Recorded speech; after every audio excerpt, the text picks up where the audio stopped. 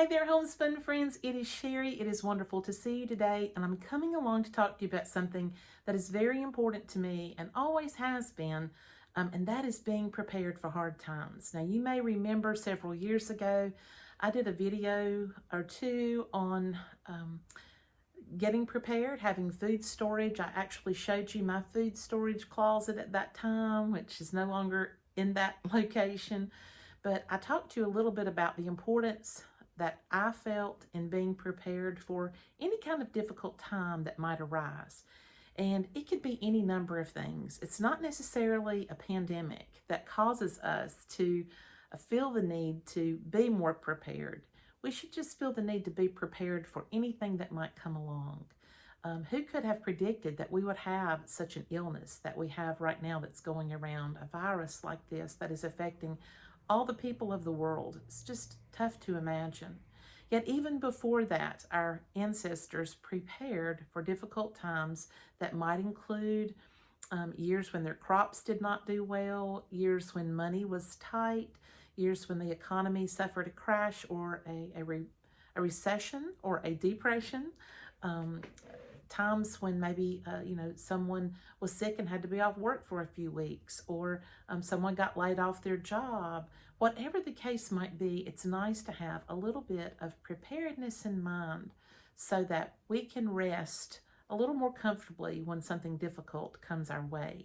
Now, in these current times, these unprecedented times, we are seeing many factors. We are seeing an economy that is not, in my opinion, very stable.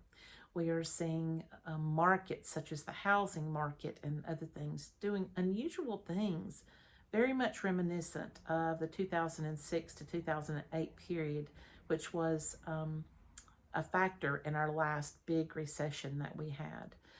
We're also noticing that there's shortages of food now, where we're seeing cargo ships sitting out in the ocean and they can't dock. They have no one to unload them.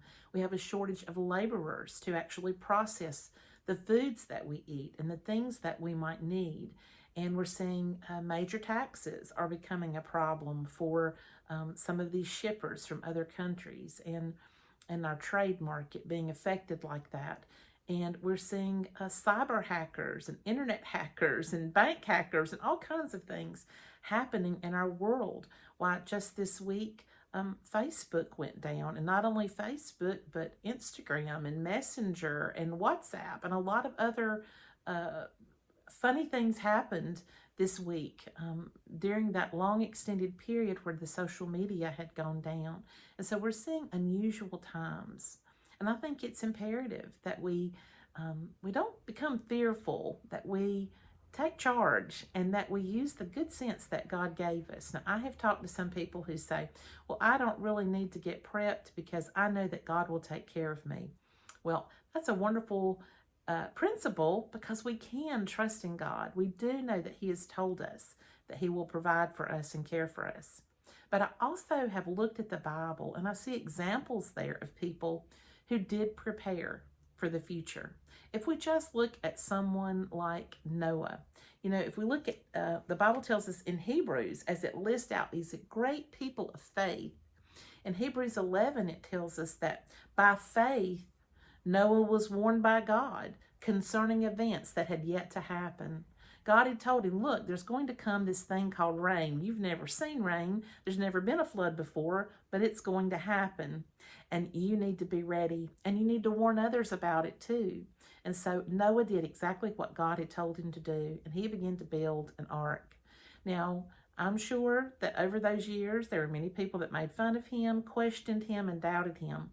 But Noah continued to do what God had told him to do, and he prepared the boat, and he prepared for his family to be on that boat. He prepared all the animals, and he did exactly everything that God had informed him and instructed him to do.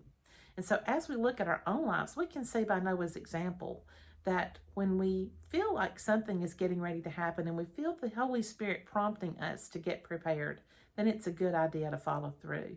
Who's someone else that we know that prepared? Well, I look at the life of Joseph. Joseph was a man of dreams. He had dreams and interpreted dreams. We know that God had a special plan in Joseph's life, as he does for all of us, right? He has a plan for all of us. And he told Joseph that through a dream, there is going to be 7 years of great and wonderful times, but then there's going to follow 7 years of a famine, and there will be no food during those years. And so all of the people will perish if you do not prepare and get prepared ahead of time.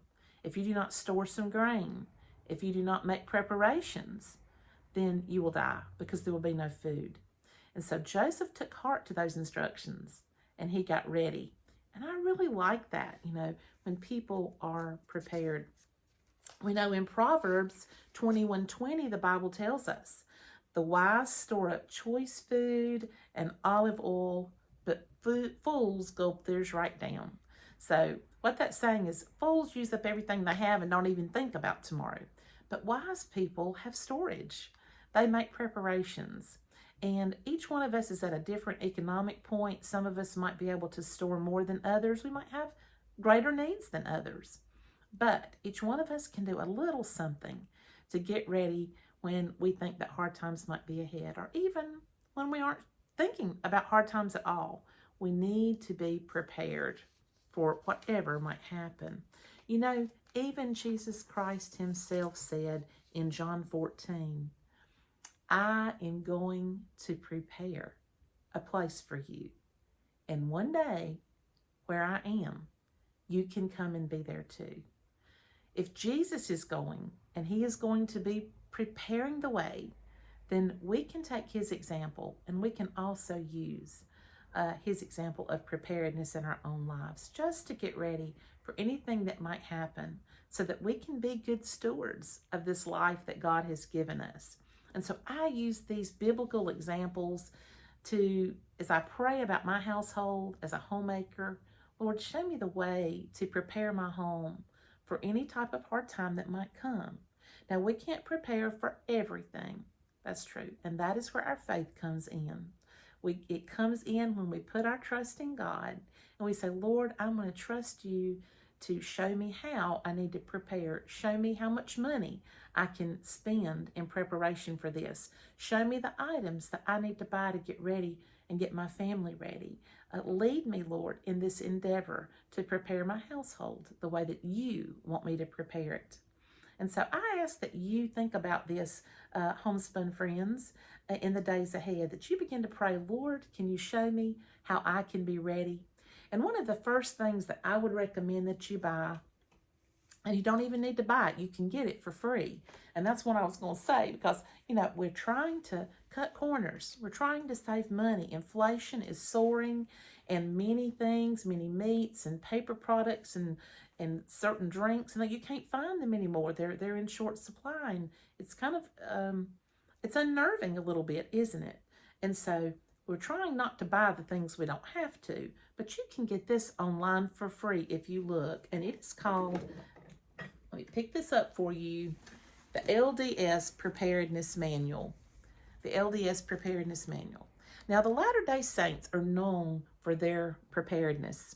They essentially wrote the book, figuratively and literally, on being prepared. And their book, their manual here, is a wonderful tool for you to keep in your home. Print it off if you're able. Print it off on your printer. However you can do it, get a copy of this in your hands. Now, I had a friend years ago, I'm thinking maybe 12 years or more, and she had several little sessions in her home about how we can get prepared for the future, and how we can build a food storage, and how we can be prepared for any type of disaster that might come. And it was wonderful to attend the meetings that she had. I only went to maybe one or two that she had. But she was the one who actually printed this off for me. She got me this large notebook. She put each one of the pages in one of these little covers so that it would stay dry and clean. And I have used this many times and referred to it. It is an incredible book to have in your home. It will teach you so much, make you think about things that you've never thought about before. Now, there are probably a dozen or so pages that are related to spiritual matters. with the LDS. And I'm not LDS, so those do not apply to me. So what I do is I just skip over those. I skip over those parts that don't apply, and I look at those parts that do. And the bulk of this material applies to every one of us today, or anytime in getting ready for the future. And so I would just encourage you to be able to get a copy of this and hold on to it, because it's very good. Now, my friend had the meeting at her house to just give us an idea about one of the most important parts of preparedness, and that is each other. Each other. We need each other to be prepared. As I sat in that room that day, I sat with a majority of people in that room I did not know. And it was amazing to hear each one speak a little bit about their life. In that room was a man who was a farmer, and he had farmed all of his life. There was another man there who had been a Boy Scout, Eagle Scout, and he was a hunter. There was a woman there who knew how to sew, and there was another who had gardened her whole life and was excellent at canning and baking and things like that. There was another who knew a lot about herbs. That was her thing. She loved herbs. She liked learning about how to use them for medicinal purposes. There was another who had bees. He and his wife kept bees, and they had honey. And his wife would use the beeswax to make soaps and all kinds of things helpful for around their household. And there was a young person there who said, I'm not that great at any particular skill, but I'm young and I'm strong, and I'm willing to learn, and I'm willing to help anybody that might need assistance. If someone was sick or injured or needed a ride or needed me to run over, pedal over on my bicycle, I could get there and I could help. I could chop wood. I could do something to help you because I'm young and I'm strong. Each person in that room had something that they could offer. I'm not really sure what I could offer. Maybe just a word of encouragement, maybe just prayer and a spiritual word or component for those who need comfort in times of difficulty. But certainly every person there had a different skill. Not each one of us had the same skills. I'm not necessarily great at gardening. My husband has had honeybees, and we know a lot about honeybees. That I do. But I'm learning about herbs, but I don't know a ton about herbs. And I have canned some things, but not very many things. And so around that room, as we went around that room, I've never hunted or dressed a deer or any of those things before, certainly. So as we went around the room, we noticed that individually we were lacking, but as a community, we had so much knowledge and information and helpfulness to be able to make our way forward into the future with a little bit more confidence. And that was one of the reasons that my friend had brought us together. So I encourage you, if you have a skill, if you have a know-how, then bring that forward, freshen it up. Maybe you haven't done that in a while. Maybe you haven't thought about the fact that you're really good with the, electrical work, maybe just a little electrical things like fixing lamps or fixing TVs, or maybe you're really great at a particular thing you haven't done in a while. Maybe it's sewing or stitching or mending. Maybe you're a wonderful canner and you could offer to teach several ladies in your community how to preserve food. You are valuable. You have a valuable skill. You may have to look for it, but it's there. So be thinking about that. If you were in a community of people, what would you have that you could offer? If it's nothing more than a sweet disposition and a good bedside manner, maybe you're the kind of person that's very good with the sick, you're patient, you're able to wait on someone who has a broken leg or isn't feeling well. Whatever your skill is, you have one, and you should focus on that right now. Ask God to help you build that up, and then to show you more things that you could learn and do.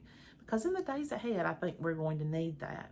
Now, as we look at the preparedness manual, you're going to find a lot of interesting things in here. It starts off with a wonderful test that you can do, and it's a checklist test, and that will allow you to know how ready am I. It's called the Preparedness Test. And you can take this little test, and it will help you to understand how prepared am I if there was to be a natural disaster? It could be something like a huge snowstorm that knocked out your power for a while. It could be a hurricane, a tornado,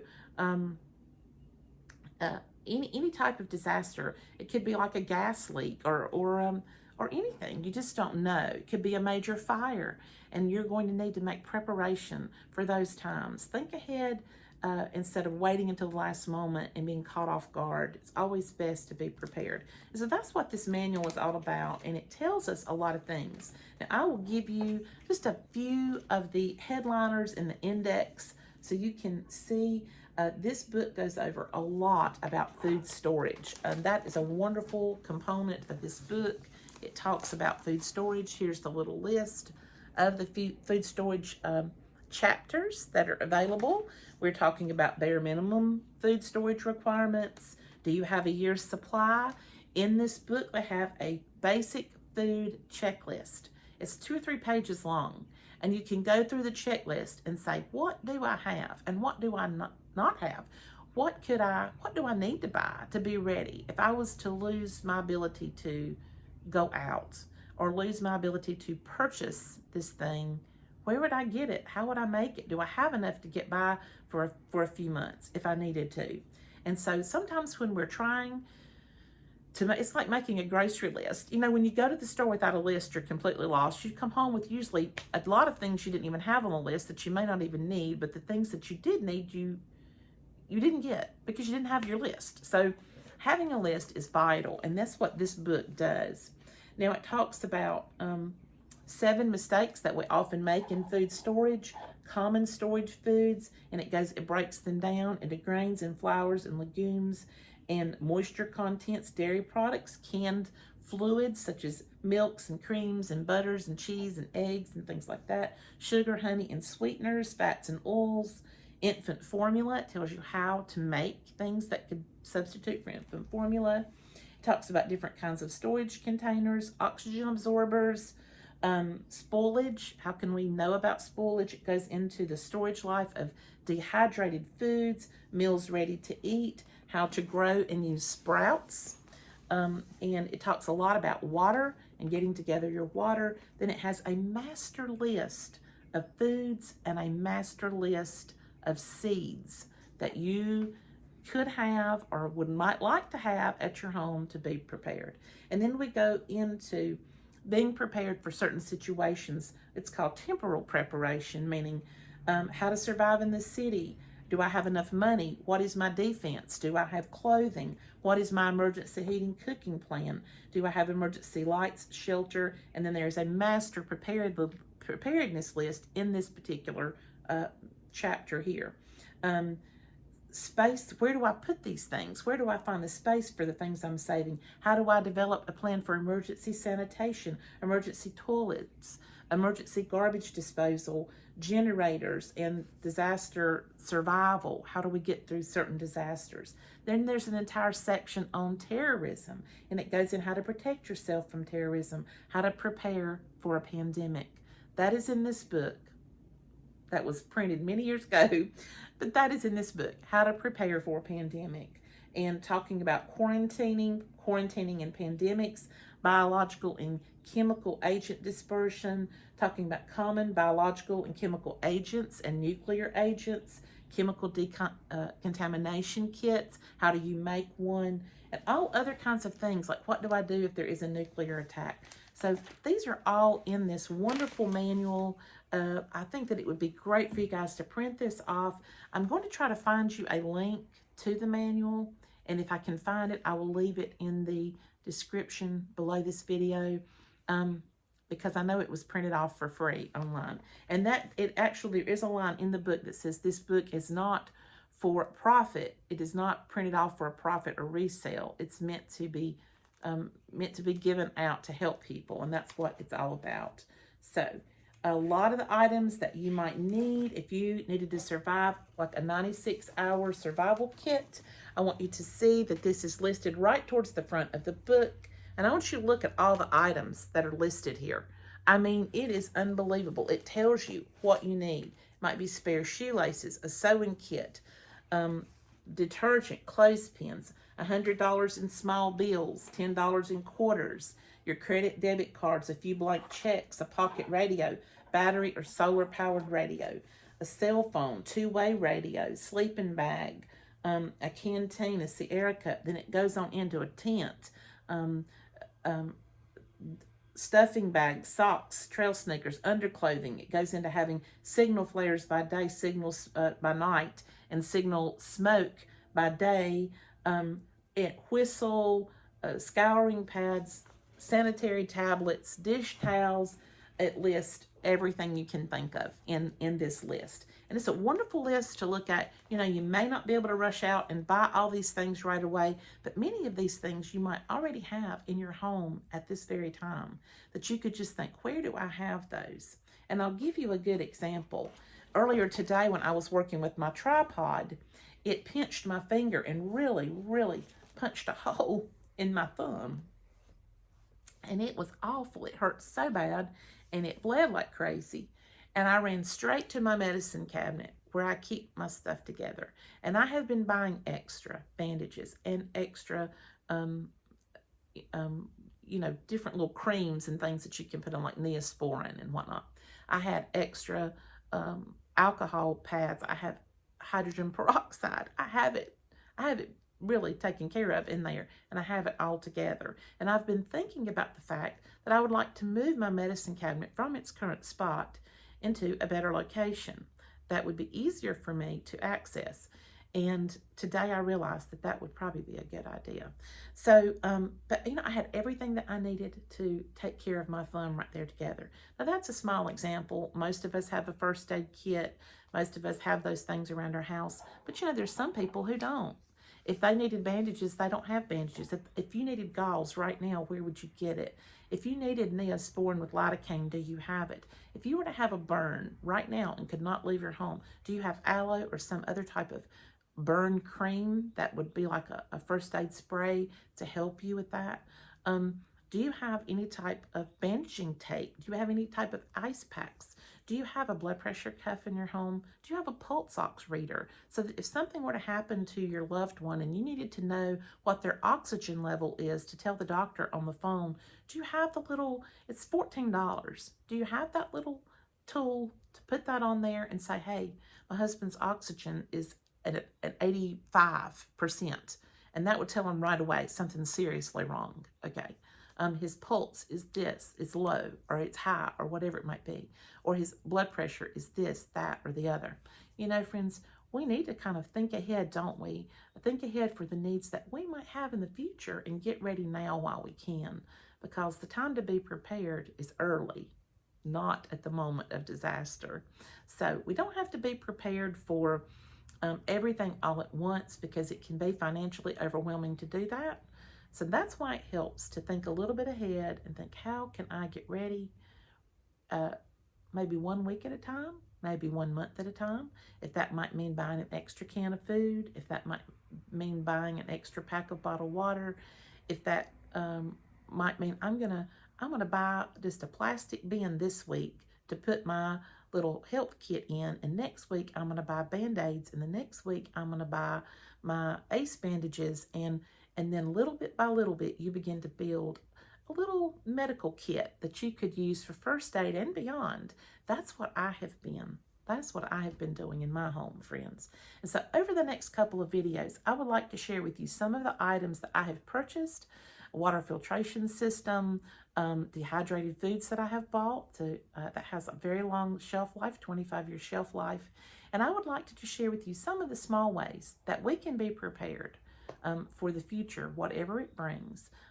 Like I say, we can't be prepared for everything, but we are trusting in the Lord as we make the preparations that we do around our homes, because we love our families and we always want to take care of them, because we are the mamas and the grandmamas, and we want to do our best to see that we are looking well to the ways of our homes as God would like us to do.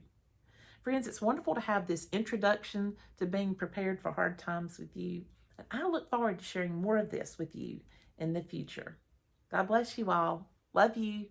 Bye-bye.